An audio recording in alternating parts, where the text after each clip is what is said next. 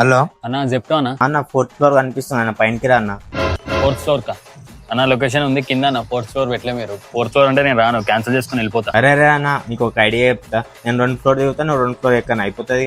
ఈ ఐడియా ఏదో బాగుంది, వస్తున్నా కానీ అన్న. 2nd ఫ్లోర్ కి వచ్చినా దా అన్న. అరే అన్న ఎన్నున్నదా అన్న? అరే అన్న ఎన్నున్నదా అన్న? ఏమన్నా 4th ఫ్లోర్ చెప్పి 2nd ఫ్లోర్ లో ఉన్నా, ఇగో తీసుకో. ఫోన్ పడిపోయిందా?